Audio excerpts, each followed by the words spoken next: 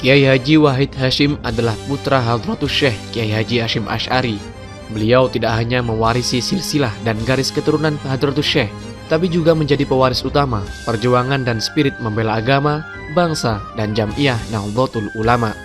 Kiai Wahid Hasyim lahir di Jombang, Jawa Timur 1 Juni 1914 saat dalam kandungan sang ibunda, Nyai Nafikoh Nazar. Jika nanti bayinya dilahirkan dengan selamat, akan diajak sowan menemui Syekhona Khalil Bangkalan. Nazar itu dipenuhi oleh ibunda Kiai Wahid Hasyim ketika putranya berusia 3 bulan.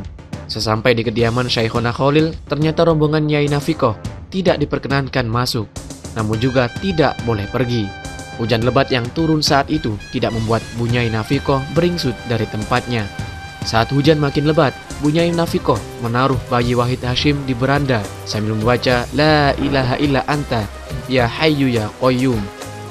Syekhona Khalil tidak mengizinkan bayi Kiai Wahid Hasyim ditaruh di beranda. Beliau meminta Bu Nyai Nafikoh kembali membawanya ke tengah halaman yang sedang diguyur hujan deras. Bu Nyai Nafikoh pun tidak membantahnya. Kelak, Kiai Wahid juga meninggal di tengah hujan lebat.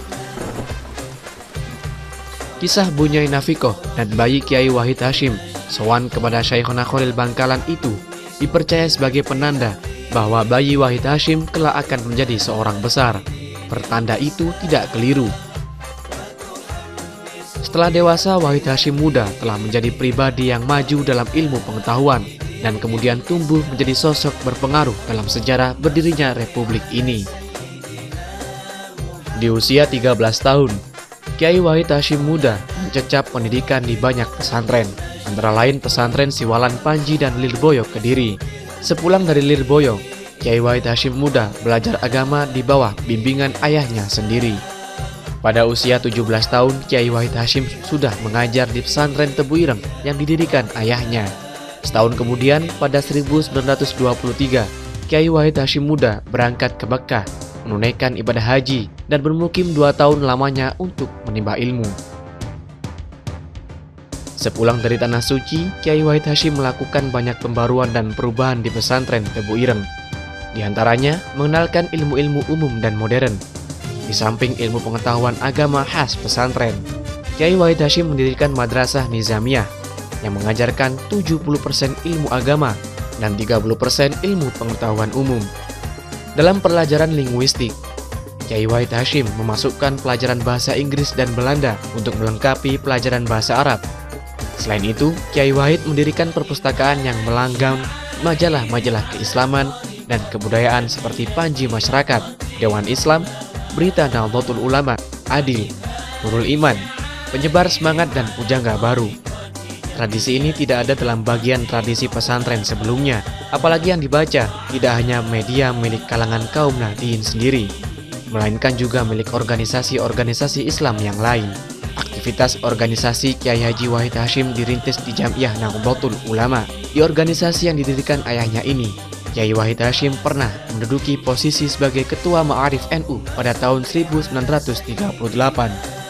Beliau juga pernah menjadi Majelis Islam A'la Indonesia atau MIAI, sebuah organisasi yang menghimpun organisasi-organisasi Islam Indonesia seperti NU, Muhammadiyah, PSII, PERTI, Al-Irsyad, dan lain-lain. Ketika MIAI berubah menjadi Masyumi, Kiai Wahid Hasyim juga sempat menjadi wakil ketuanya.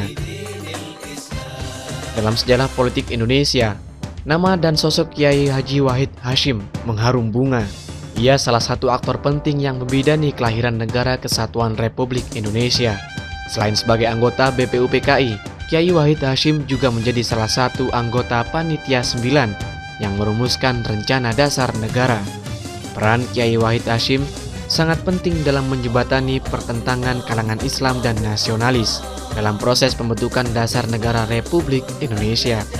Atas persetujuan beliaulah, rumusan ketuhanan yang Maha Esa akhirnya disepakati untuk menggantikan frasa kewajiban menjalani syariat Islam bagi pemeluknya.